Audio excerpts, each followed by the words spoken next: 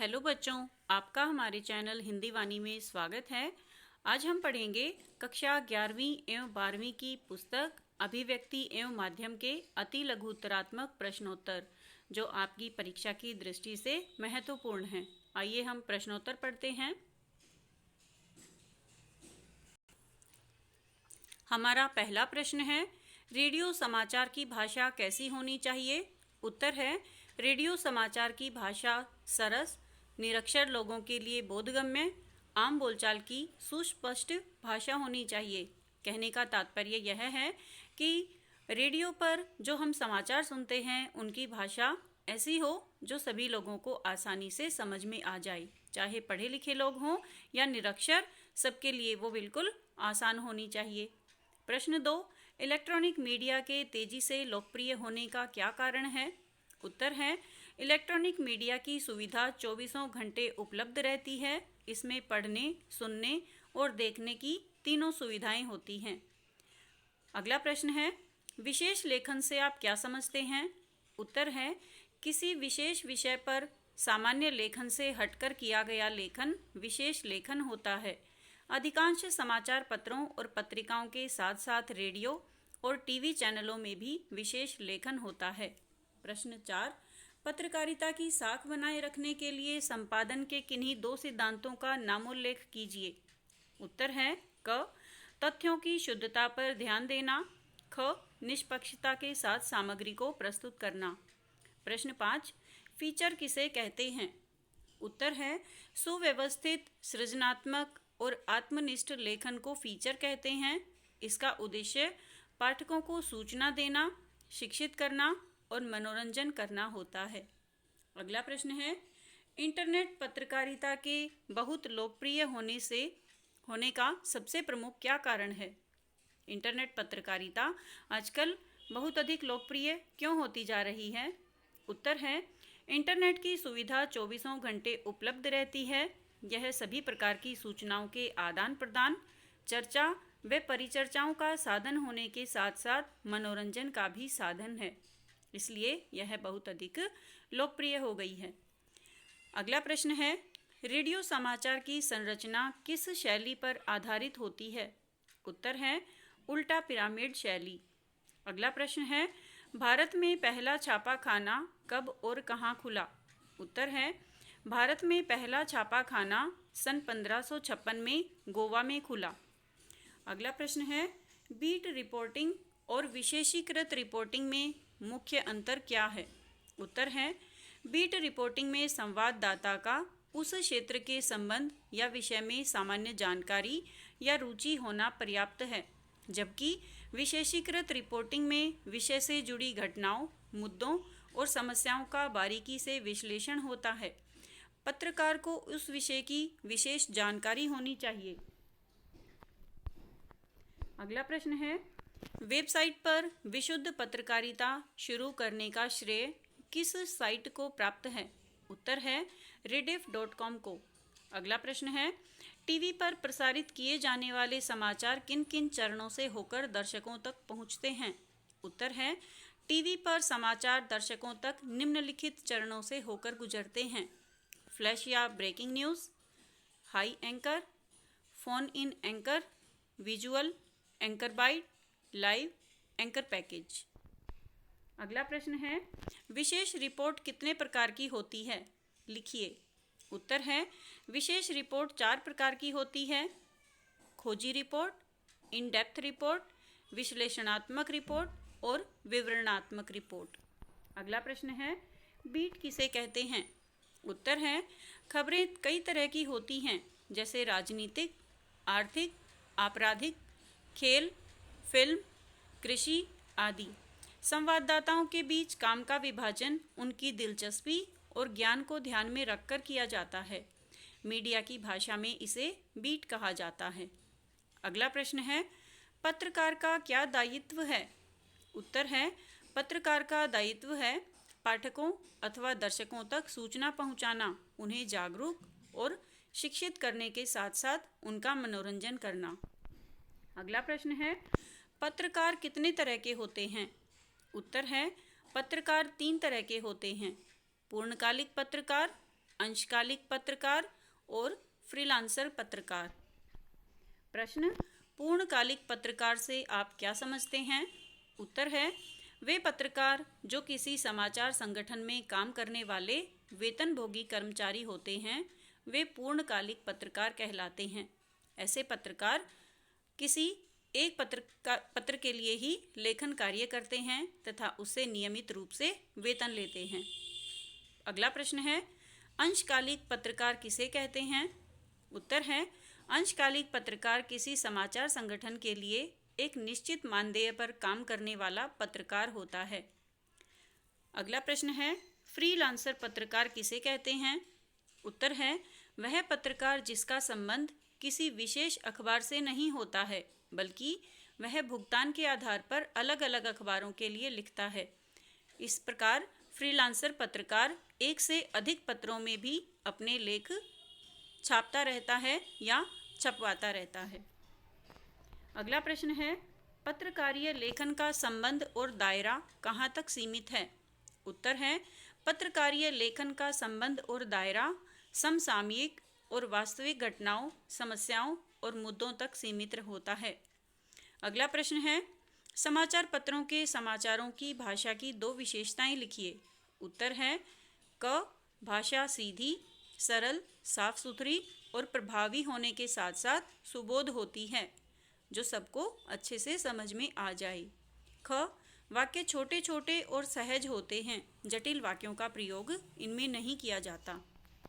अगला प्रश्न है, उल्टा पिरामिड शैली में समाचार का ढांचा क्या होता है? उत्तर है, उल्टा पिरामिड शैली में समाचार का ढांचा इस प्रकार होता है, इंट्रो या मुखड़ा, बॉडी और समापन, 3 इसके मुख्य भाग होते हैं। अगला प्रश्न है, समाचार लेखन के 6 ककार क्या होते हैं? उत्तर है, समाचार लेखन के 6 ककार या 6 आधार होते हैं, जिसमें यह देखा जाता है कि कोई भी घटना, उसके साथ क्या, किसके, कब, कहाँ, क्यों और कैसे, इन सभी प्रश्नों का उत्तर खोजा जाता है। समाचार लेखन में इन प्रश्नों का उत्तर दिया जाता है। अगला प्रश्न है, इंट्रो या मुखड़े में कितने ककारों का उत्तर दिया जाता है? उत्तर है, इंट्रो या मुखड़े में पहले 3 या 4 ककारों का उत्तर दिया जाता है। ये ककार हैं क्या, कौन, कब और कहाँ। अगला प्रश्न है, फीचर लेखन की शैली कैसी होती है? उत्तर है, फीचर लेखन की शैली सीधा पिरामिड अर्थात कथात्मक होती है। अगला प्रश्न है, आधुनिक जनसंचार माध्यमों में सबसे पुराना माध्यम कौन सा है? उत्तर है, आधुनिक जनसंचार के माध्यमों में सबसे पुराना माध्यम प्रिंट माध्यम है, जिसे हम मुद्रित माध्यम भी कहते हैं। अगला प्रश्न है, प्रिंट या मुद्रित जनसंचार माध्यम के 2 रूप बताइए। उत्तर है, समाचार पत्र और पत्रिकाएं तथा पुस्तकें प्रिंट माध्यम के 2 रूप हैं, जिसे हम पढ़ते हैं। अगला प्रश्न है, मुद्रित माध्यमों की सबसे बड़ी विशेषता क्या है? उत्तर है, मुद्रित माध्यमों में छपे हुए शब्दों में स्थायित्व होता है, आराम से पढ़ते हुए हम सोच सकते हैं और समझ में न आने पर पुनः पढ़ सकते हैं। उनकी यही सबसे बड़ी विशेषता है। यानी हम अपनी सुविधा के अनुसार किसी भी पुस्तक को, किसी भी समाचार पत्र या पत्रिका को कभी भी पढ़ सकते हैं, सोचते हुए भी पढ़ सकते हैं, और जो हमें समझ में नहीं आए उसे हम बार बार पढ़ सकते हैं। अगला प्रश्न है, मुद्रित माध्यमों की 2 विशेषताएं लिखिए। उत्तर है, क, मुद्रित माध्यमों की भाषा आम बोलचाल की सरल, सुबोध और प्रचलित भाषा होती है। ख, मुद्रित माध्यमों की भाषा व्याकरण और वर्तनी की दृष्टि से शुद्ध होती है। अगला प्रश्न है, मुद्रित माध्यमों की सबसे बड़ी कमजोरी क्या है? उत्तर है, मुद्रित माध्यम निरक्षरों के लिए किसी काम के नहीं हैं। यह उनकी सबसे बड़ी कमजोरी है, क्योंकि जो व्यक्ति पढ़ लिख नहीं सकता वह उसका प्रयोग नहीं कर पाता। इसके लिए हमें साक्षरता ज़रूरी होती है। अगला प्रश्न है, अखबारों की 2 खामियां लिखिए। खामियां अर्थात कमियां। उत्तर है, अखबार तुरंत घटी घटनाओं को पाठकों तक नहीं पहुंचा पाते हैं, क्योंकि आज जो घटनाएं घटती हैं उन्हें कल के अखबारों में छापा जाता है। ख, मुद्रित माध्यमों में लेखन करने वालों को अपने पाठकों के भाषा ज्ञान, उनकी शैक्षिक योग्यता, उनकी रुचियों और आवश्यकताओं का ध्यान रखना पड़ता है। अर्थात अखबार छापने वालों को इस बात का ध्यान रखना पड़ता है कि पाठक या समाचार पत्रों को पढ़ने वाले कैसे हैं, उनकी शिक्षा कैसी है, उनकी भाषा कैसी है और उनकी रुचियां कैसी हैं। अगला प्रश्न है, रेडियो से श्रोताओं को क्या क्या सुविधाएं उपलब्ध नहीं हैं? उत्तर है, रेडियो श्रोता को खबरों को पुनः सुनने की सुविधा नहीं देता। अर्थात एक बार जिस समाचार का प्रसारण किया जाता है, जिस कार्यक्रम को प्रसारित किया जाता है रेडियो पर, उसे हम कहीं और से नहीं सुन सकते और बार बार नहीं सुन सकते। उसे केवल हम उसी समय सुन सकते हैं। ख, उसे अपनी रुचि अरुचि के सभी समाचारों को सुनने के लिए बाध्य होना पड़ता है। अगला प्रश्न है, नेट या नेट साउंड से क्या आशय है? उत्तर है, नेट या नेट साउंड से आशय है ऐसी प्राकृतिक आवाज़ें जो शूट करते समय अपने आप चली आती हैं। अगला प्रश्न है, आम आदमी के दो जनसंचार माध्यम कौन कौन से हैं? उत्तर है, रेडियो और टेलीविज़न दोनों आम आदमी के माध्यम हैं। अगला प्रश्न है, रेडियो और टीवी समाचारों की भाषा की दो विशेषताएं लिखिए। उत्तर है, रेडियो और टीवी समाचारों की भाषा सरल, सुबोध और प्रभावी होती है। वाक्य छोटे छोटे, सीधे और स्पष्ट होते हैं। अगला प्रश्न है, ऐसे 3 शब्द लिखिए जिनका रेडियो और टीवी की भाषा में प्रयोग निषेध होता है, इनका उपयोग नहीं किया जाता। ऐसे 3 शब्द हैं। उत्तर, निम्नलिखित, क्योंकि रेडियो और टीवी में निम्नलिखित शब्द का प्रयोग नहीं किया जाता, उपरोक्त का भी उपयोग नहीं किया जाता तथा अधो हस्ताक्षरित भी नहीं उपयोग किया जाता। ये तीनों ऐसे शब्द हैं जिनका उपयोग टीवी और रेडियो की भाषा में नहीं किया जाता, क्योंकि ये प्रिंट माध्यम से संबंधित हैं। मुद्रित माध्यमों में इनका उपयोग किया जाता है, जैसे पत्र पत्रिकाएं तथा पुस्तक। अगला प्रश्न है, रेडियो और टीवी के लिए साफ सुथरी और सरल भाषा लिखने के लिए किन 2 चीज़ों के प्रयोग से बचना आवश्यक है? उत्तर है, क, गैर जरूरी विशेषणों, सामाजिक और तत्सम शब्दों, अंतरंजित उपमाओं से, ख, मुहावरों के अनावश्यक प्रयोग से। इन चीज़ों से हमें बचना चाहिए अगर हम रेडियो और टीवी के लिए लिख रहे हैं तो। अगला प्रश्न है, भाषा के साफ सुथरी रखने के 2 उपाय लिखिए।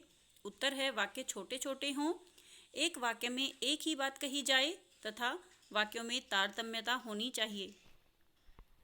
अगला प्रश्न है, अपडेट करने से क्या आशय है?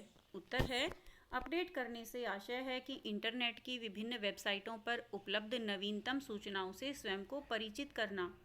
अर्थात जो भी नई नई घटनाएं होती हैं उनका ज्ञान हमें नियमित रूप से प्राप्त करना चाहिए, अपने आप को परिचित रखना चाहिए। अगला प्रश्न है, इंटरनेट के 2 प्रमुख लाभ बताइए। उत्तर है, इंटरनेट का एक माध्यम या औजार के तौर पर खबरों का संप्रेषण किया जाता है। इंटरनेट के द्वारा हम सूचनाएं प्राप्त करते हैं।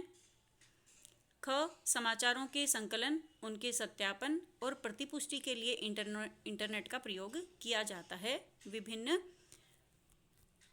समाचार पत्रों की एजेंसियों के द्वारा। अगला प्रश्न है, आजकल टेलीप्रिंटर 1 सेकंड में लगभग कितने शब्दों का एक जगह से दूसरी जगह भेज सकता है? कितने शब्दों को एक जगह से दूसरी जगह आदान प्रदान कर सकता है? उत्तर है, लगभग 70,000 शब्द प्रति सेकंड। अगला प्रश्न है, इंटरनेट पत्रकारिता का आरंभ कब हुआ? उत्तर है, इंटरनेट पत्रकारिता का आरंभ सन 1982 में हुआ। अगला प्रश्न है, इंटरनेट पत्रकारिता किसे कहते हैं? उत्तर है, इंटरनेट पर अखबारों का प्रकाशन अथवा खबरों का आदान प्रदान करना, लेखों, चर्चा परिचर्चाओं, बहसों, फीचर, झलकियों, डायरियों द्वारा अपने समय की धड़कनों को अनुभव और दर्ज करने को इंटरनेट पत्रकारिता कहते हैं। अगला प्रश्न है, भारत में इंटरनेट पत्रकारिता का कौन सा दौर चल रहा है? उत्तर है, भारत में इंटरनेट पत्रकारिता का दूसरा दौर चल रहा है। अगला प्रश्न है, इंटरनेट पर पढ़े जा सकने वाले 2 हिंदी समाचार पत्रों के नाम लिखिए। उत्तर है, नव भारत टाइम्स और हिंदुस्तान। इसके अतिरिक्त बच्चों, हम हर भाषा के, हर स्थान के हर देश के सभी समाचार पत्रों को हम इंटरनेट पर पढ़ सकते हैं।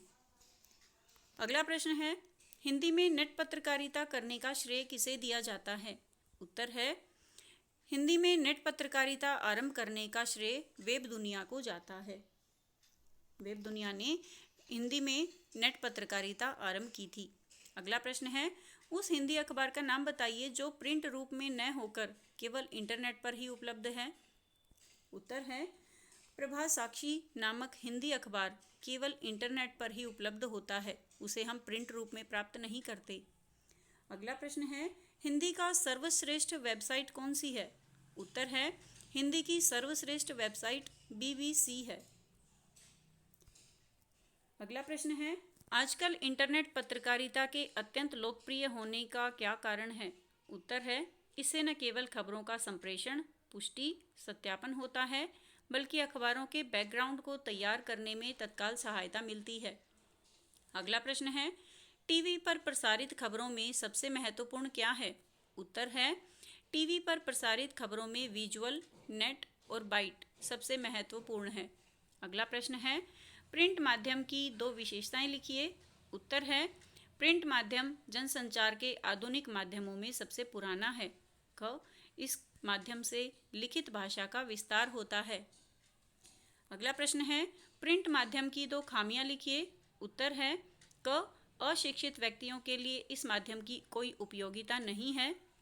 ख, यह तुरंत घटी घटनाओं की सूचना तत्काल नहीं दे पाता। अगला प्रश्न है, रेडियो माध्यम की 2 विशेषताएं लिखिए। उत्तर है, क, यह माध्यम शिक्षित व अशिक्षित दोनों के काम का है। ख, रेडियो माध्यम के लिए बिजली की अनिवार्यता नहीं है, ये बैटरी से भी चल सकता है। अगला प्रश्न है, टेलीविज़न की 2 विशेषताएं लिखिए। उत्तर है, टेलीविज़न में देखने और सुनने दोनों की सुविधाएं उपलब्ध होती हैं। उत्तर है, ख, यह घटनाओं को तुरंत श्रोताओं और दर्शकों तक पहुंचाता है, जिसे हम लाइव भी कहते हैं। अगला प्रश्न है, इंटरनेट की कमी का उल्लेख कीजिए। उत्तर है, इंटरनेट अश्लीलता, दुष्प्रचार और गंदगी फैलाने का माध्यम बन गया है। अगला प्रश्न है, एक अच्छे और रोचक फीचर के लिए क्या क्या आवश्यक है? उत्तर है, एक अच्छे और रोचक फीचर के लिए फोटो, रेखांकन और ग्राफिक्स का होना आवश्यक है। अगला प्रश्न है, अखबारों में संपादकीय पृष्ठ के सामने वाले पृष्ठ को क्या कहते हैं? उत्तर है, संपादकीय पृष्ठ के सामने वाले पृष्ठ को ऑप एड पृष्ठ कहते हैं। अगला प्रश्न है, संपादकीय का क्या महत्व होता है? उत्तर है, संपादकीय में अखबार किसी घटना, समस्या या मुद्दे पर अपनी राय प्रकट करते हैं। अगला प्रश्न है, स्तंभ लेखन का कार्य कौन करता है? उत्तर है, स्तंभ लेखन का कार्य कुछ महत्वपूर्ण लेखक करते हैं। अगला प्रश्न है, संपादक के नाम पत्र लेखन का उद्देश्य क्या होता है? उत्तर है, संपादक के नाम पत्र का उद्देश्य जनता या पाठकों को विभिन्न मुद्दों पर अपनी राय प्रकट करने का अवसर देना होता है। अगला प्रश्न है, अखबारों में लेख कौन लिखता है? उत्तर है, अखबारों में लेख वरिष्ठ पत्रकार और विशेष विशेषज्ञ लिखते हैं। अगला प्रश्न है, लेख और विशेष रिपोर्ट में क्या अंतर होता है?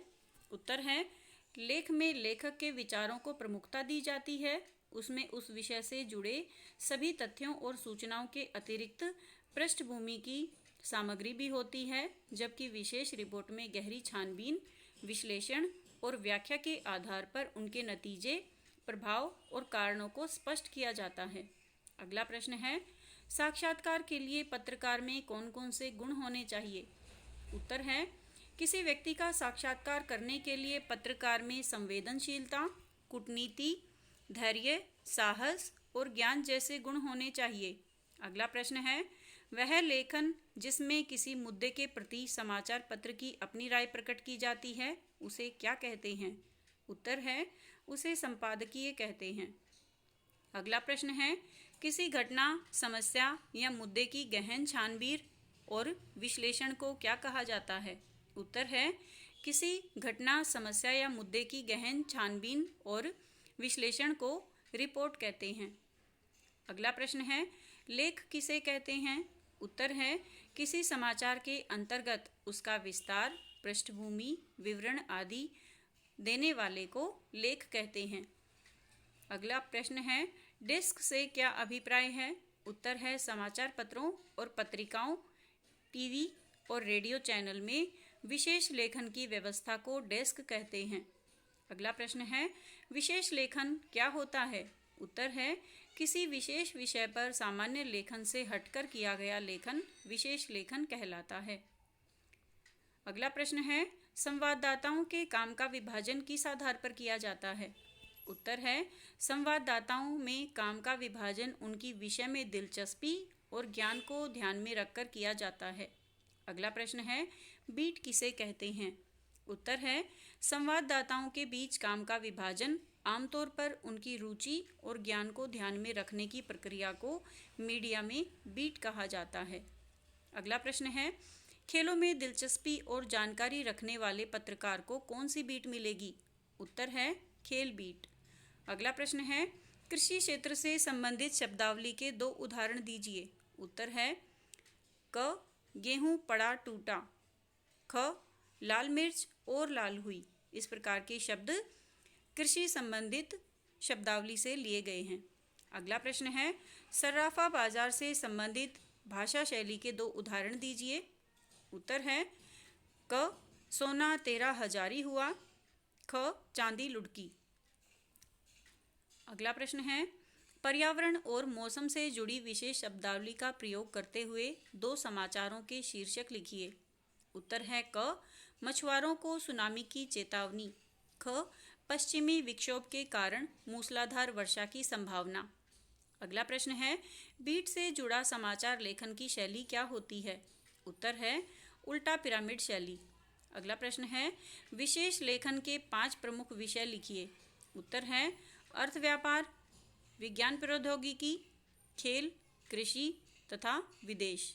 ये 5 विशेष लेखन के प्रमुख विषय हैं। अगला प्रश्न है, पत्रकारीय विशेषज्ञता का क्या अर्थ है? उत्तर है पत्रकारीय विशेषज्ञता का अर्थ है व्यावसायिक रूप से प्रशिक्षित न होने पर भी किसी विशेष विषय में जानकारी और अनुभव के आधार पर समझ को उस सीमा तक विकसित करना कि उनकी आप सहजता से व्याख्या कर सकें। अगला प्रश्न है, कारोबार और अर्थ जगत से जुड़ी रोजमर्रा की खबरें किस शैली में लिखी जाती हैं? उत्तर है उल्टा पिरामिड शैली में लिखी जाती हैं। अगला प्रश्न है, दलहन और तेल के कारोबार से संबंधित भाषा के 2 उदाहरण लिखिए। उत्तर है क, स्टॉकिस्टों की चौतरफा बिकवाली से उड़द में से 2 दिनों में 150 रुपये निकले, ख, वनस्पति तेल में आग लगी। इस प्रकार के शब्द 2 अर्थ देने वाले होते हैं। इस प्रकार के वाक्य दोहरे अर्थ वाले होते हैं। अगला प्रश्न है, खेल क्षेत्र से संबंधित भाषा के 2 उदाहरण लिखिए। उत्तर है क, मुरलीधरन की स्पिन में ऑस्ट्रेलिया फंसा, ख, विकेटों की पतझड़, 1 दिन में 16 विकेटें गिरी। इस प्रकार की शब्दावली खेल क्षेत्र से संबंधित समाचारों में की जाती हैं। अगला प्रश्न है, सूचनाओं के 2 मुख्य प्रकार कौन कौन से हैं? उत्तर है क, मंत्रालय के सूत्र, ख, प्रेस कॉन्फ्रेंस और विज्ञप्तियां। अगला प्रश्न है, कविता की उत्पत्ति के मूल में क्या क्या है? उत्तर है कविता की उत्पत्ति के मूल में संवेदना और राग तत्व है। अगला प्रश्न है, कविता लेखन के संबंध में कौन से 2 मत प्रचलित हैं? उत्तर है कविता लेखन की कोई प्रणाली सिखाई या बताई नहीं जा सकती, ख, प्रशिक्षण के द्वारा कविता लिखना सिखाया जा सकता है। अगला प्रश्न है, कविता लेखन प्रशिक्षण के 2 लाभ बताइए। उत्तर है क, अच्छा भावुक या सहृदय पाठक बना जा सकता है, ख, कविता की बारीकियों से परिचित हुआ जा सकता है। प्रश्न, कविता अन्य कलाओं की तरह सिखाई क्यों नहीं जा सकती है? उत्तर है क्योंकि इसमें बाह्य उपकरणों की सहायता नहीं ली जा सकती है। अगला प्रश्न है, कविता का सबसे पहला उपकरण क्या है? उत्तर है कविता का सबसे पहला उपकरण शब्द है। शब्दों के द्वारा ही हम अपने मन के भावों को प्रकट करते हैं। अगला प्रश्न है, शब्दों से खेलने का क्या तात्पर्य है? उत्तर है शब्दों से खेलने का तात्पर्य है शब्दों के नए आयाम खोलना और लय तथा ताल की दुनिया में जाना। जब हम शब्दों के प्रयोग के द्वारा अपने मन के भावों को एक इस प्रकार से लिखते हैं जिसमें लयात्मकता हो, तारतम्यता हो, उसे ही हम कविता कहेंगे। अगला प्रश्न है, बिंब और छंद हमारी क्या सहायता करते हैं? उत्तर है बिंब और छंद कविता की आंतरिक लय को इंद्रियों द्वारा पकड़ने में हमारी सहायता करते हैं। इनके द्वारा कविता रोचक और सुबोध बन जाती है। अगला प्रश्न है, कविता का अनिवार्य तत्व कौन सा है? उत्तर है कविता का अनिवार्य तत्व छंद है। अगला प्रश्न है, कविता के सारे घटक किससे प्रचलित होते हैं? उत्तर है कविता के सारे घटक परिवेश और संदर्भ से प्रचलित होते हैं। अगला प्रश्न है, कविता के घटक कौन कौन से हैं? उत्तर कविता के घटक भाषा, संरचना, बिंब, छंद और संकेत हैं। अगला प्रश्न, कविता किनसे बनती है?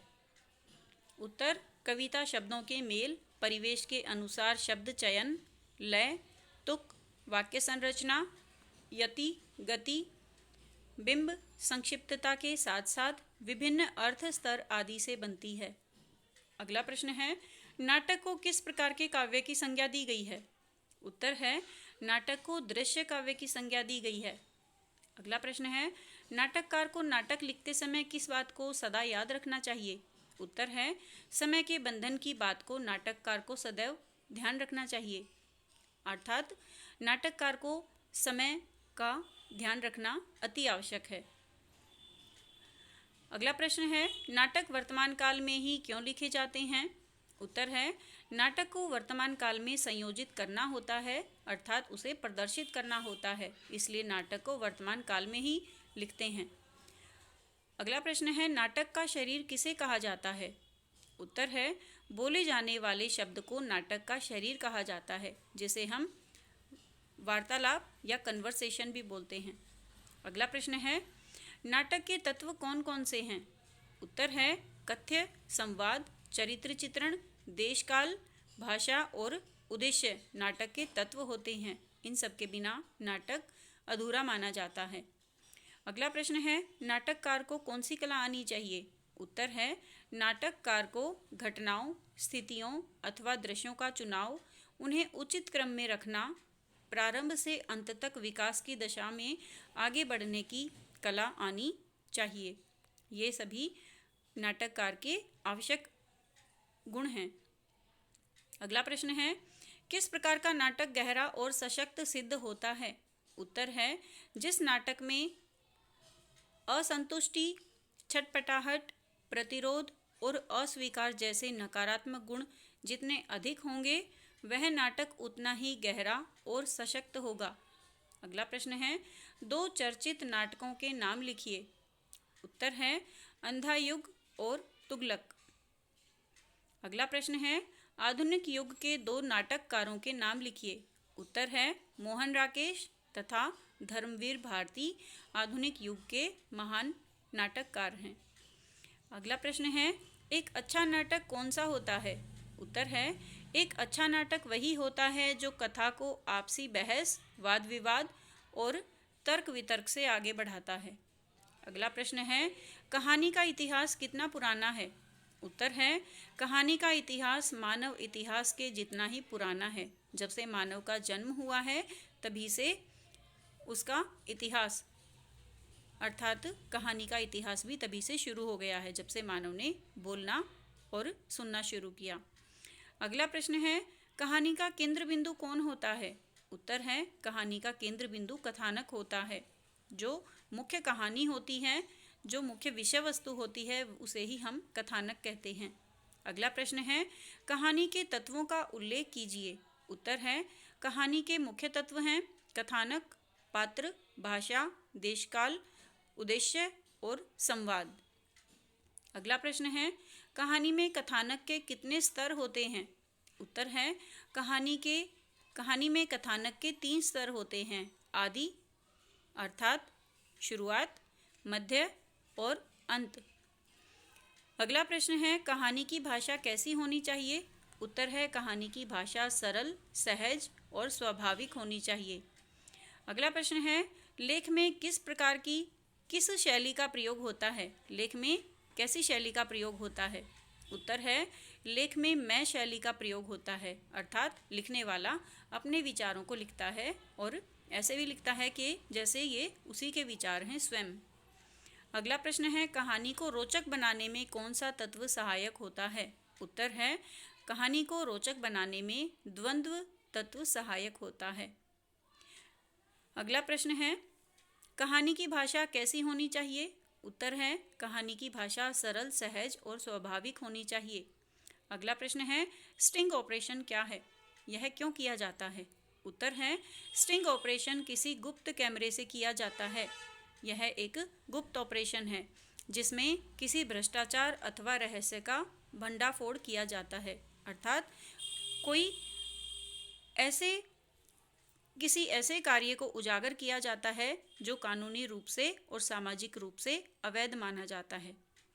ऐसे किसी कार्य को जब हम छुपे हुए कैमरे की सहायता से उसका हम वीडियो बनाते हैं और सबके सामने दिखा देते हैं तो उसे ही स्टिंग ऑपरेशन कहा गया है। अगला प्रश्न है, ऑल इंडिया रेडियो की स्थापना कब हुई थी? अब यह AIR संस्था के अंतर्गत आता है। उत्तर है ऑल इंडिया रेडियो की स्थापना 1936 ईस्वी में हुई थी। अब यह प्रसार भारती नामक संस्था के अंतर्गत आता है। अगला प्रश्न है, द्वारपाल किन्हें कहा जाता है? उत्तर है द्वारपाल उस व्यक्ति या व्यक्तियों के समूह को कहा जाता है जो प्रसारित होने वाली सामग्री को नियंत्रित और निर्धारित करता है। अगला प्रश्न है, पत्रकारिता की बैसाखियों से क्या तात्पर्य है?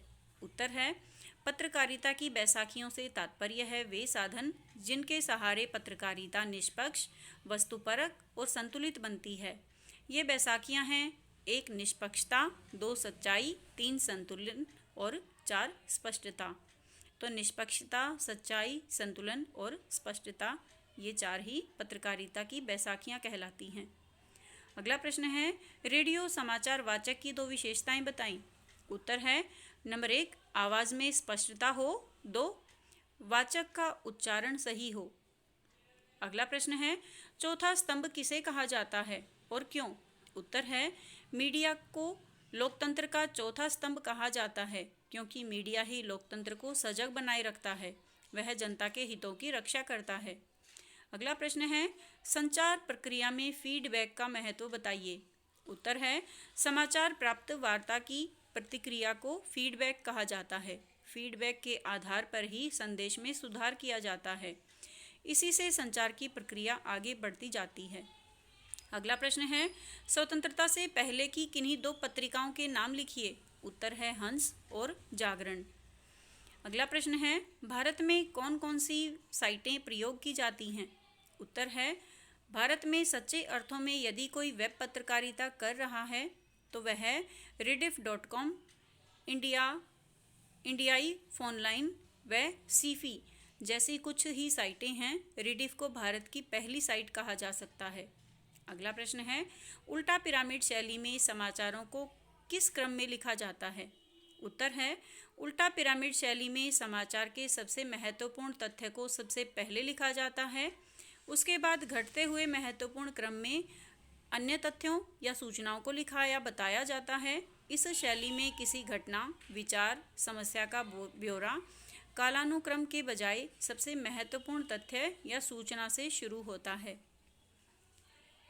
अगला प्रश्न है, रेडियो प्रसारण के लिए तैयार किए जा रहे समाचार की 2 विशेषताओं का उल्लेख कीजिए। उत्तर है उच्चारण में जटिल शब्द ना हों, 2, 1 से 10 तक के अंक हों, 3, पर्याप्त हाशिया दोनों ओर हो और 4, प्रतिशत तथा डॉलर जैसे शब्दों को इस प्रकार से लिखा जाए जिसे हम चिन्हों के द्वारा नहीं अपितु शब्दों के द्वारा ही पढ़ सकें, ताकि समाचार वाचक उन्हें आसानी से उच्चारित कर पाए, पढ़ पाए। अगला प्रश्न है, व्यापार कारोबार की भाषा की एक विशेषता लिखिए। उत्तर है चांदी लुढ़की या सेंसेक्स आसमान पर आदि विशेष भाषा के प्रयोग हैं। इस प्रकार की भाषा केवल समाचारों के लिए ही उपयोग की जाती है। हम इन्हें आम बोलचाल की भाषा में कम ही प्रयोग करते हैं।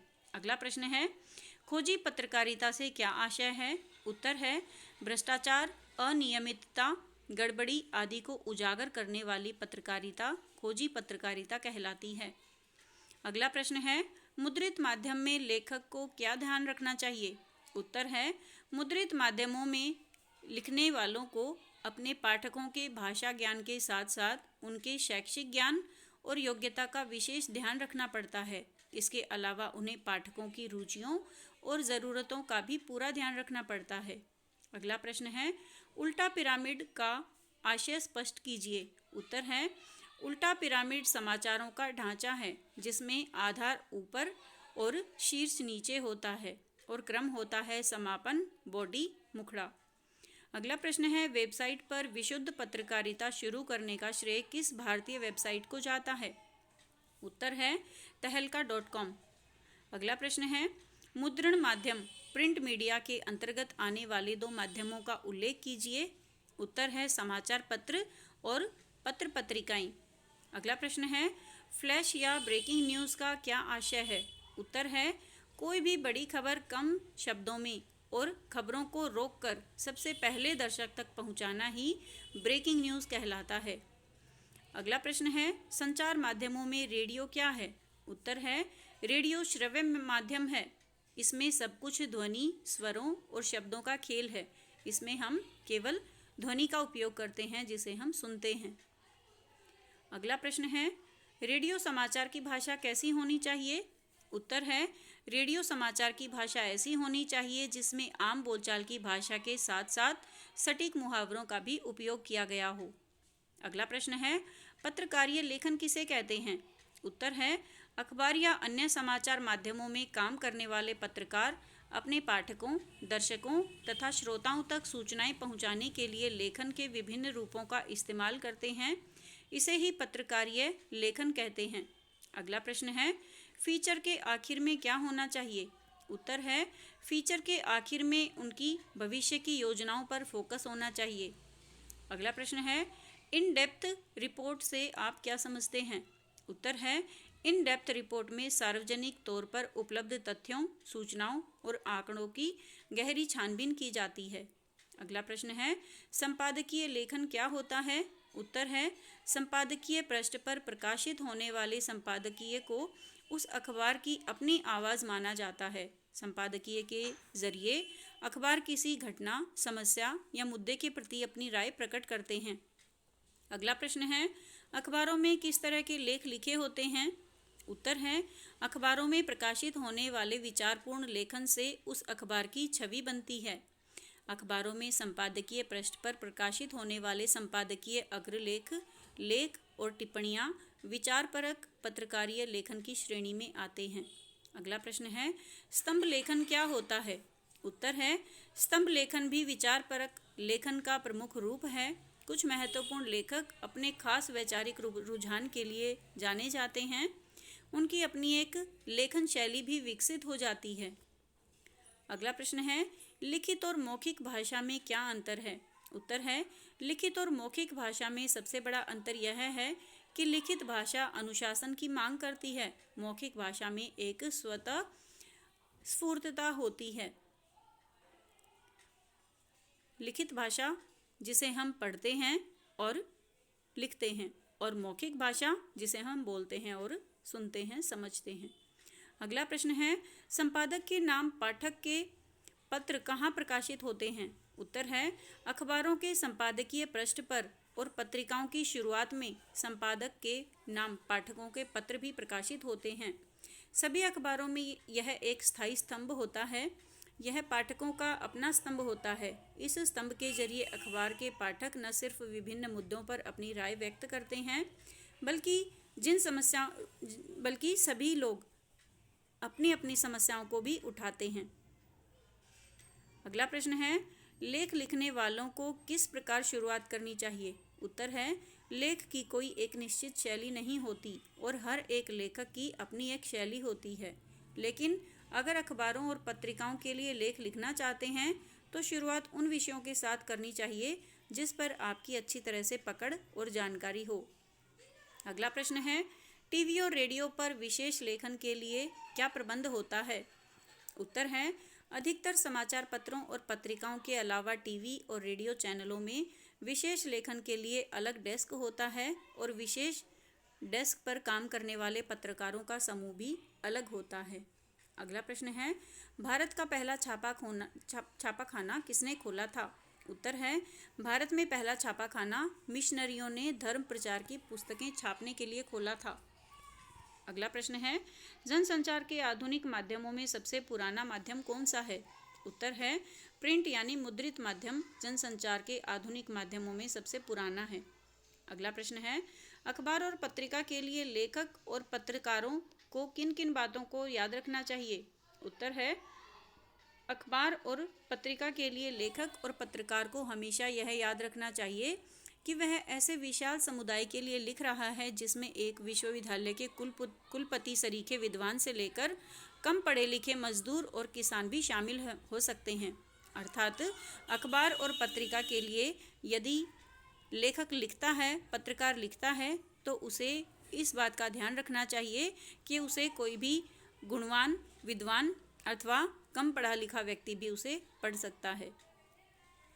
अगला प्रश्न है, अखबार में समाचार किस शैली में लिखे जाते हैं? उत्तर है, अखबारों में प्रकाशित अधिकांश समाचार एक खास शैली में लिखे जाते हैं।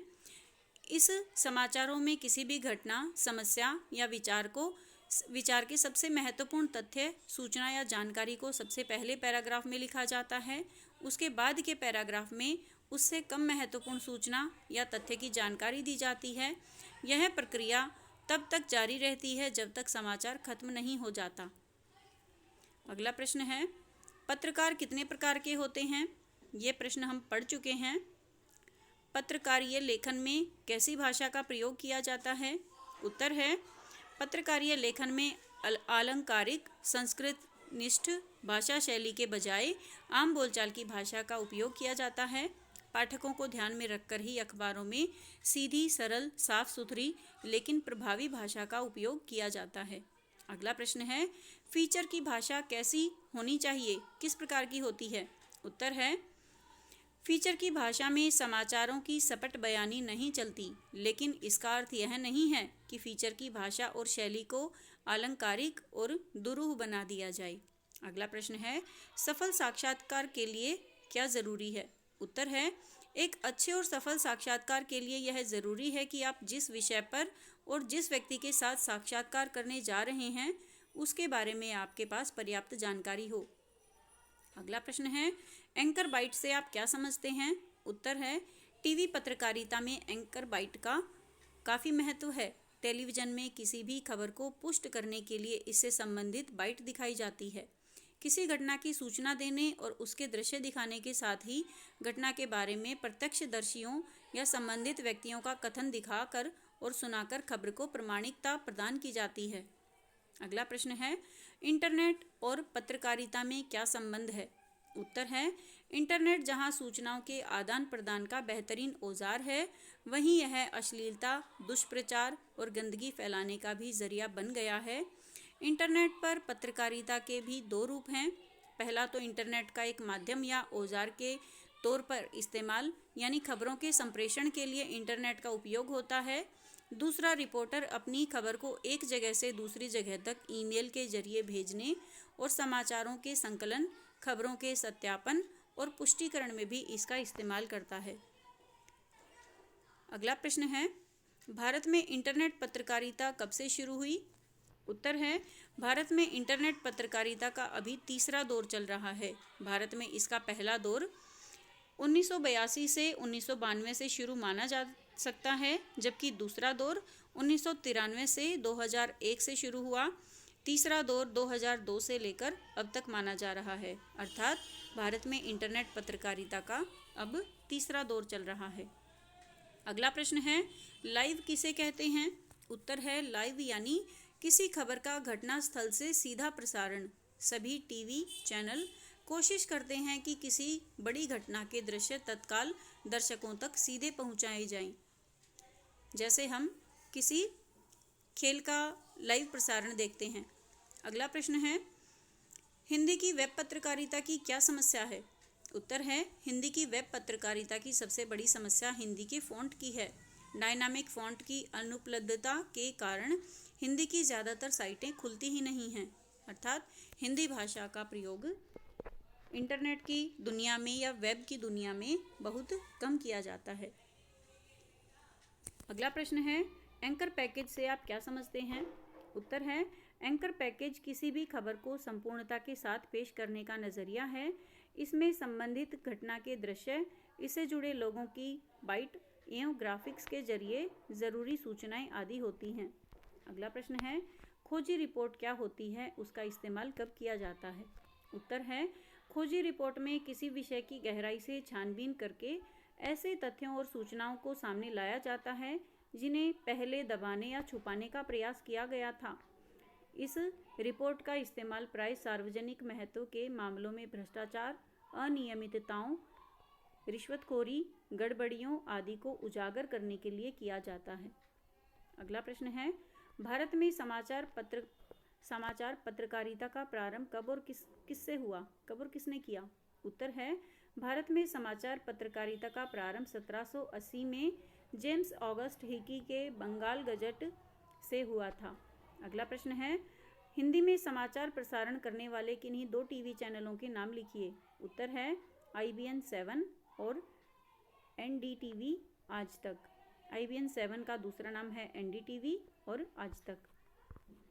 अगला प्रश्न है, टेलीविज़न को जनसंचार का सबसे लोकप्रिय माध्यम क्यों कहा जाता है? उत्तर है, टेलीविज़न को जनसंचार का सबसे लोकप्रिय माध्यम इसलिए कहा गया है क्योंकि यह सूचना, शिक्षा और मनोरंजन की आवश्यकताओं को प्रभावशाली ढंग से पूरा करता है। यह सचित्र होने के कारण विश्वसनीय माना जाता है। अगला प्रश्न है, ऐसे किन्हीं 2 हिंदी के समाचार पत्रों के नाम लिखिए जिनके इंटरनेट संस्करण भी उपलब्ध हैं, यानी जिन्हें हम अपने दैनिक जीवन में भी पढ़ पाते हैं मुद्रित रूप में, और इसके साथ साथ उसे हम इंटरनेट पर भी पढ़ सकते हैं। तो ऐसे 2 समाचार पत्र हैं, नवभारत टाइम्स और हिंदुस्तान। अगला प्रश्न है, इंटरनेट पत्रकारिता आजकल बहुत लोकप्रिय क्यों है? यह प्रश्न भी हम पढ़ चुके हैं कि इंटरनेट पत्रकारिता आजकल बहुत लोकप्रिय इसलिए है क्योंकि यह एक तीव्र एवं सटीक माध्यम है। इसे कभी भी पढ़ा जा सकता है। जब हमारा मन करे तब हम इंटरनेट ऑन करके अपने फ़ोन पर, लैपटॉप पर या कंप्यूटर पर कभी भी अपनी सुविधा के अनुसार पढ़ सकते हैं। अगला प्रश्न है, विज्ञान के क्षेत्र में काम कर रही भारत की किन्हीं 2 संस्थाओं के नाम लिखिए। उत्तर है, number 1 defence research and development organisation, 2 central space research organisation. अगला प्रश्न है, भारत में नियमित अपडेटेड साइटों के नाम लिखिए। उत्तर है NDTV और दूसरा है द टाइम्स ऑफ इंडिया। अगला प्रश्न है, किन्हीं 2 समाचार पत्रों के नाम बताइए जिनके वेब संस्करण उपलब्ध हैं। यह भी हम पहले पढ़ चुके हैं, दैनिक जागरण और अमर उजाला, या नवभारत टाइम्स भी बोल सकते हैं इसके साथ ही। अगला प्रश्न है, इंटरनेट पत्रकारिता क्या है? उत्तर है, इंटरनेट पर अखबारों का प्रकाशन या खबरों का आदान प्रदान ही वास्तव में इंटरनेट पत्रकारिता कहलाता है। अगला प्रश्न है, ड्राई एंकर कौन होता है? उत्तर है, ड्राई एंकर वह होता है जो समाचार के दृश्य नहीं आने तक दर्शकों को रिपोर्ट से मिली जानकारी के आधार पर समाचार से संबंधित सूचना देता है। अगला प्रश्न है, पर्यावरण से संबंधित पत्रिकाओं के नाम लिखिए। उत्तर है, नंबर 1 डाउन टू अर्थ, दूसरा है नेशनल जियोग्राफी। अगला प्रश्न है, नई वेब भाषा को क्या कहते हैं? उत्तर है, नई वेब भाषा को HTML अर्थात हाइपर टेक्स्ट मार्कअप लैंग्वेज कहते हैं। अगला प्रश्न है, रेडियो समाचार की संरचना शैली कैसी होती है, किस पर होती है? इसका उत्तर है उल्टा पिरामिड शैली पर। अगला प्रश्न है, संपादक के नामपत्र स्तंभ की क्या उपयोगिता है? यह क्यों विशेष है? उत्तर है, इस स्तंभ में पाठक विभिन्न मुद्दों पर अपनी राय व्यक्त करते हैं। वे इनमें जन समस्याओं को उठाते हैं। नए लेखकों को भी अच्छा अवसर मिलता है। अगला प्रश्न है, जनसंचार के मुद्रित माध्यमों की सबसे बड़ी विशेषता क्या है? उत्तर है, मुद्रित माध्यमों की सबसे बड़ी विशेषता यह है कि इनका रिकॉर्ड रखा जा सकता है। मुद्रित माध्यम अर्थात अखबार या पत्र पत्रिकाएं हैं, उसे हम रख सकते हैं और जब हमारा मन करे हम उसे फिर से प्रयोग कर सकते हैं, पढ़ सकते हैं। अगला प्रश्न है अंशकालिक संवाददाता किसे कहा जाता है? उत्तर है अंशकालिक संवाददाता उसे कहते हैं जो कुछ समय के लिए ही किसी समाचार पत्र के लिए काम करता है। अगला प्रश्न है पीठ पत्रकारिता को परिभाषित कीजिए। उत्तर है पीठ पत्रकारिता में सनसनीखेज घटनाओं को उभारा जाता है। इसका उपयोग प्राय किसी का चरित्र हनन करने के लिए किया जाता है। उसे पेज 3 पत्रकारिता भी कहा जाता है। अगला प्रश्न है इंटरनेट क्या है? उत्तर है इंटरनेट अंतरक्रियात्मक और सूचनाओं का विशाल भंडार है। अगला प्रश्न है जनसंचार का सबसे पुराना माध्यम क्या है? उत्तर है जनसंचार का सबसे पुराना माध्यम मुद्रित माध्यम है। अगला प्रश्न है बाइट किसे कहते हैं? उत्तर है बाइट कथन को कहते हैं। दूरदर्शन पर किसी खबर की पुष्टि के लिए बाइट दिखाई जाती है। अगला प्रश्न है इंटरनेट पत्रकारिता को अन्य किन किन नामों से पुकारा जाता है? उत्तर है इंटरनेट पत्रकारिता को ऑनलाइन पत्रकारिता, साइबर पत्रकारिता और वेब पत्रकारिता के नामों से पुकारा जाता है। अगला प्रश्न है फीचर के साथ क्या क्या होना जरूरी है? उत्तर है फीचर के साथ फोटो, रेखांकन, ग्राफिक्स आदि का होना जरूरी है। अगला प्रश्न है संपादकीय को क्या माना जाता है? उत्तर है संपादकीय को अखबार की आवाज़ माना जाता है। अगला प्रश्न है संचार प्रक्रिया की शुरुआत कहाँ से होती है? उत्तर है संचार प्रक्रिया की शुरुआत स्रोत या संचारक से होती है। अगला प्रश्न है संचार प्रक्रिया में फीडबैक किसे कहते हैं? उत्तर है संचार प्रक्रिया में प्राप्तकर्ता को जो संदेश मिलता है उस पर वह जो प्रतिक्रिया देता है उसे फीडबैक कहते हैं। अगला प्रश्न है नॉइज़ या शोर किसे कहते हैं? उत्तर है संचार की प्रक्रिया में आने वाली बाधाओं को शोर या नॉइज़ कहा जाता है। अगला प्रश्न है जनसंचार के 2 प्रमुख कार्य बताइए। उत्तर है जनसंचार के 2 प्रमुख कार्य हैं सूचना देना और शिक्षित करना। अगला प्रश्न है आकाशवाणी कितनी भाषाओं व बोलियों में कार्यक्रम प्रस्तुत करती है? उत्तर है आकाशवाणी 24 भाषाओं और 146 बोलियों में कार्यक्रम प्रस्तुत करती है। अगला प्रश्न है 183 है भारत में दूरदर्शन के क्या उद्देश्य होने चाहिए? उत्तर है सामाजिक परिवर्तन, राष्ट्रीय एकता, वैज्ञानिक चेतना का विकास, पर्यावरण संरक्षण और सामाजिक विकास। इसके अतिरिक्त दूरदर्शन हमारा मनोरंजन भी करता है तथा नई नई सूचनाएं भी प्रदान करता है। अगला प्रश्न है समाचार क्या है? उत्तर है समाचार किसी ऐसी ताज़ा घटना, विचार या समस्या की रिपोर्ट है जिसमें अधिक से अधिक लोगों की रुचि हो और जिसका अधिक से अधिक लोगों पर प्रभाव पड़ रहा हो, उसे ही हम समाचार कहेंगे। अगला प्रश्न है समाचार के 4 प्रमुख तत्व बताइए। उत्तर है समाचार के 4 प्रमुख तत्व हैं नवीनता, प्रभाव, जनरुचि और अनोखापन। अगला प्रश्न है जनसंचार माध्यम में द्वारपाल की भूमिका निर्वाह कौन करता है? उत्तर है संपादक, सहायक संपादक, समाचार संपादक, मुख्य उपसंपादक और उपसंपादक द्वारपाल की भूमिका का निर्वाह करते हैं। वही यह निश्चित करते हैं कि समाचार कैसे और किस रूप में प्रसारित करना है। अगला प्रश्न है संपादन के प्रमुख सिद्धांत बताइए। उत्तर है संपादन के प्रमुख सिद्धांत हैं तथ्यों की शुद्धता, अर्थात जो तथ्य हैं वे बिल्कुल शुद्ध हों, सही हों, उनमें असत्य ना हो, वस्तुपरकता, निष्पक्षता, संतुलन और स्रोत। अगला प्रश्न है एडवोकेसी पत्रकारिता किसे कहा जाता है? उत्तर है जब कोई अखबार किसी खास विचारधारा या खास उद्देश्य या मुद्दे को उठाकर उसके पक्ष में जनमत जगाने का अभियान चलाता है तब उसे एडवोकेसी पत्रकारिता कहा जाता है। अगला प्रश्न है मुद्रित माध्यम में पत्रकार को किस बात को ध्यान में रखना पड़ता है?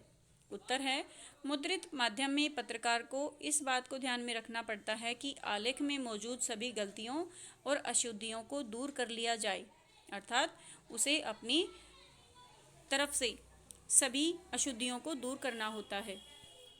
अगला प्रश्न है टीवी के लिए खबर लेखन की बुनियादी शर्त क्या है? उत्तर है टीवी के लिए बुनियादी शर्त दृश्य के साथ लेखन की है। अगला प्रश्न है प्रश्न 191 विशेष लेखन के 4 क्षेत्र बताइए। उत्तर है खेल, कृषि, विदेश और शिक्षा, स्वास्थ्य। अगला प्रश्न है, छापे खाने के आविष्कार का श्रेय किसे जाता है? उत्तर है, छापे खाने के आविष्कार का श्रेय जर्मनी के गुटेनबर्ग को जाता है। सबसे पहले छापे खाने का आविष्कार इसी स्थान पर हुआ था।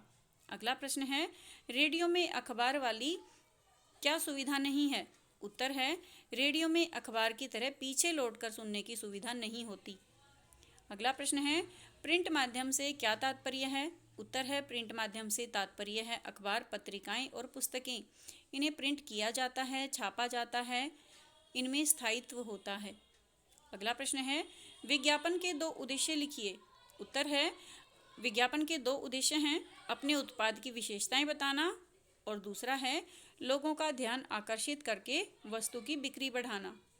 अगला प्रश्न है, दैनिक पत्र से आप क्या समझते हैं? उत्तर है, नियमित रूप से प्रतिपादित प्रकाशित होने वाला समाचार पत्र दैनिक पत्र कहलाता है, जिसे हम हर रोज प्राप्त करते हैं।